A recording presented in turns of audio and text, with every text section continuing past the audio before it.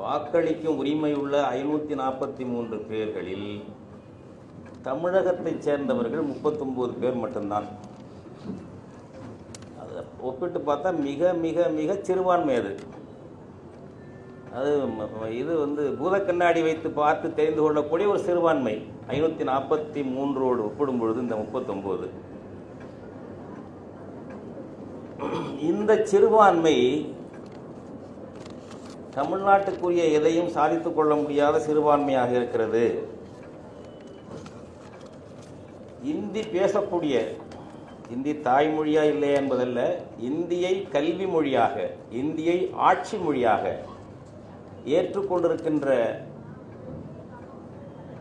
இந்தியை பொதுமொழியாக ஏற்றுக்கொண்டிருக்கின்ற மாநிலங்கள் 10. அவற்றின் உறுப்பினர்கள் எண்ணிக்கை 225. இந்தியாவின் ஆட்சி மொழியாக வேண்டாம் என்று தமிழ்நாட்டிலிருந்து 39 பேர் சேர்ந்து குரல் கொடுத்தாலும் அங்கே எடுபடாது. அந்த 225 பேர் இந்தியைத்தான் விரும்புவார்கள். அவர்கள் இந்தியை இந்தியாவின் ஆட்சி மொழியாக வேண்டாம் என்று கருதுவதில்லை.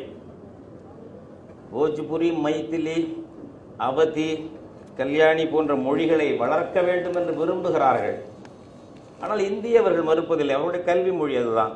அவருடைய காமன் லாங்குவேஜ், பொது மொழி இந்தி தான். எனவே இந்த சிறுபான்மை இப்படி, இது நமக்கு என்ன நியாயத்தை பெற முடியும் என்பதில் தான் இப்படி ஒரு வழி இருக்காதா? இனங்களுக்கு சம எண்ணிக்கையில் ஒரு பிரதிநிதித்துவம் மக்களவையில் இருந்தால் சரியாக இருக்குமோ என்று கருதுகிறார்கள். அப்படி நமக்கு எப்படி வரும்? மற்றவன் தான் அதிகமாக இருக்கான், இந்தியை ஏற்றுக்கொள்ளக்கூடியதான் அதிகம்.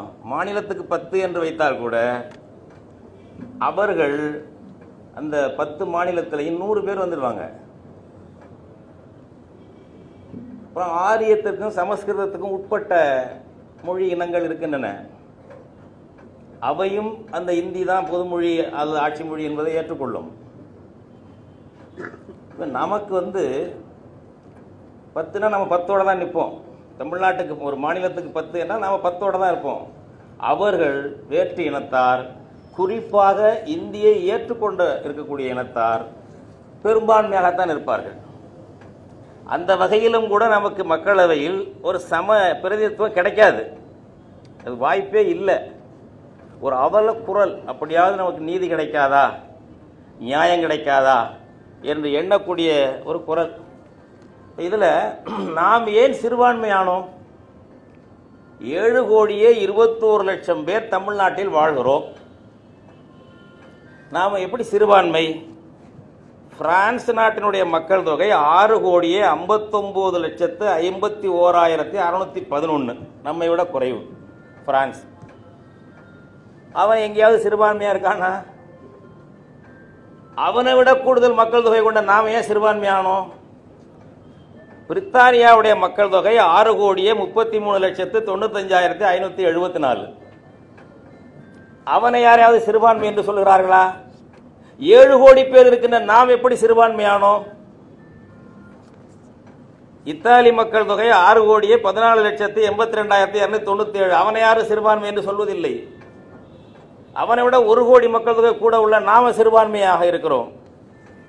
ஏன் இந்த இலங்கை 2,16,75,648. அதில் தமிழர்களை கழிச்சாலும் அவன் தான் பெரும்பான்மை. அவன் சிறுபான்மையா இல்லை.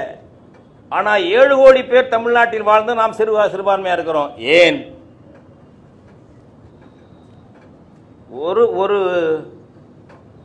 ஒரு கோடிக்கு கீழே உள்ள நாடுகள் 100க்கு மேலே இருக்கு. நமக்கு சமரசம் பேசினானே நார்வே, 47,22,701 பேர் இருக்கான் நார்வேக்காரன். அவனை யாராவது சிறுபான்மை என்கிறார்களா? எங்கேயாவது ஐநா மன்றத்தில் எந்த அரங்கத்திலேயாவது அந்த நார்வேக்காரனை நார்வேஜியன்ஸ் சிறுபான்மைன்னு சொல்லுவாங்க? இல்லை. அவன் இனத்துக்கு அவன் நாடு, அவன் பெரும்பான்மை. மத்திய கிழக்குல இருந்து கண்ணில் விரல விட்டு ஆட்டிக்கிட்டு இருக்கானே இஸ்ரேல், 77,07,042 பேர். அவனை யாராவது சிறுபான்மை என்கிறார்களா? 7 கோடி பேர் நம்ம ஏன் சிறுபான்மை என்கிறார்கள்? ஏனென்றால் நாம் நமக்கு தொடர்பில்லாத பல்வேறு இனங்களோடு கட்டி பிணைக்கப்பட்டு ஒரு ஏகாதிபத்திய ஆட்சியின் கீழ் காலனியாக இருக்கிறோம். நம்ம வீடு இருக்கு, நம்ம வீட்டில் ஒரு 7 பேர் இருக்கிறோம். இந்த 7 பேர் வரவு செலவு திட்டம் போடுறாங்க. பிள்ளையை படிக்க வைக்கிறதா, காலேஜில் படிக்க வைக்கிறதா, பொறியியல் கல்லூரியா, ஐடிஐயா, ஏதோ விவாதம் நடக்குது. அந்த 7 பேரில் பெரும்பான்மை பார்த்தால் அது நியாயம். எதிர்த்தாப்புல ஒரு 10 வீடு இருக்கு. அந்த 10 வீட்டில் அவன் 100 பேர் ஜனத்தொகை இருக்கான். அந்த 100 பேரோட நம்ம 7 பேரையும் சேர்த்து நம்ம வீட்டில் என்ன செய்யறது, இந்த ஆண்டுக்கு வரவு செலவு என்ன, பிள்ளைய எங்க படிக்க வைக்கிறது என்று வாக்கெடுப்பு நடத்தினால் நமக்கு பெரும்பான்மை கிடைக்குமா? இதுதாங்க நடந்திருக்கு. நம்ம ஒரு கடை வச்சிருக்கிறோம். நம்ம கடையில் வரவு செலவு என்ன, எதை வைக்கிறது என்ன நம்ம பேசலாம் வச்சிருக்கவன். எதிர்த்தாப்புல 10 பேர் கடை வச்சிருக்கான். அவனையும் சேர்த்துக்கிட்டு அவனுக்கும் வாக்குரிமை, அவனும் நம்மளும் சேர்ந்து கலந்து பெரும்பான்மை முடிவுப்படி நம்ம கடை நடத்தோம்னா கடை திவாலாகாம லாபமாக நடக்கும். உத்தரப்பிரதேசக்காரன், இமாச்சல பிரதேசக்காரன், மத்திய பிரதேசம், அவனுக்கு நமக்கு என்ன சம்பந்தம்? அவனுக்கு நமக்கு என்ன சம்பந்தம்? சம்பந்தம் உள்ளவங்களே நம்மளை எதிரியா நினைக்கிறாங்க. தெலுங்கர்கள், கன்னடர்கள், மலையாளிகள், இவெல்லாம் நமக்கு அவங்களுக்கு எந்த பாவமும் செய்யல, நம்ம பகைவரை அவனே கருதுறான். எந்த சம்பந்தமும் இல்லாத வடநாட்டுக்காரன் அங்க இருக்கிறான், வங்காளி இருக்கிறான், குஜராத் இருக்கான், அவனுக்கு நமக்கு என்ன சம்பந்தம்? அவனோட கொண்டு போய் நம்ம இணைத்தது யார்? பிரித்தானிய ஏகாதிபத்தியம். அவன் கொள்ளையடிப்பதற்காக, சுரண்டுவதற்காக எல்லா கழுதைகளை ஒன்னா கட்டி போட்டு நிர்வாகம் பண்ணுவோம் என்று ஒரு காலனி ஆதிக்க வெறியன் செய்தான். அதைத்தான் இந்தியா செய்கிறது. இந்தியா ஒரு காலனி ஆதிக்கத்தை நடத்தி கொண்டிருக்கிறது. 1947 ஆகஸ்ட் 15 தமிழ்நாட்டுக்கு சுதந்திரம் வரவில்லை. பிரித்தானியாவுக்கு பதிலாக டெல்லி ஏகாதிபத்தியத்துக்கு காலனியானோம். இதை பெரியார் அவர்கள் அன்று சொன்னார். நமக்கு சுதந்திர நாள் இல்லைன்னு சொன்னார். அது உண்மை, சுதந்திரம் இல்லை. இப்ப நாம என்ன நினைக்கிறோம்? இந்த கட்டமைப்புக்குள்ளேயே சிக்கிக்கொண்டு, இந்த கட்டமைப்பு என்பது நமக்கு பகையானது, சம்பந்தம் இல்லாதது.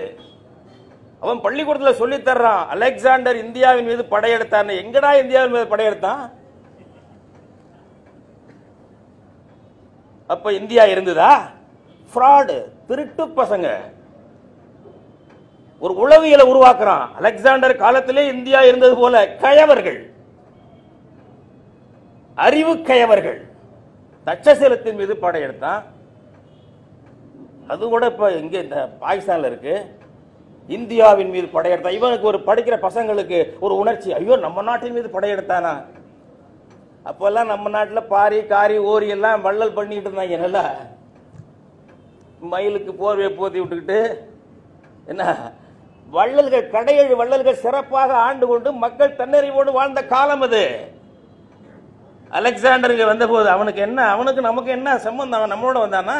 இப்படி உருவாக்குறது. அசோக சாம்ராஜ்யம் நம்ம ஊர்ல இருந்ததா? இப்படியாக ஒரு கற்பனை, ஒரு கயமைத்தனமாக உளவியல் உருவாக்கத்தை இந்தியாவோட நாம நீண்ட காலமா இருப்பது போல் உருவாக்கி விட்டார்கள். என்றைக்கு நாம இந்த கட்டமை, இந்த இவர்களோடு சேட்டை மூட்டை செவ்வாய்க்கிழமையோட சேர்த்து கட்டப்பட்டிருக்கிறோமோ, அவர்களிடமிருந்து விடுதலை பெறுகிறோமோ, அன்றைக்குத்தான் நமக்கு உரிமை வரும், எல்லா உரிமை வரும். வேற எதுவும் கிடையாது. இதை நம்ம பிள்ளைகள் எல்லாரும் இதைத்தான் சிந்திக்கணும். இதெல்லாம் ஆயாசத்தை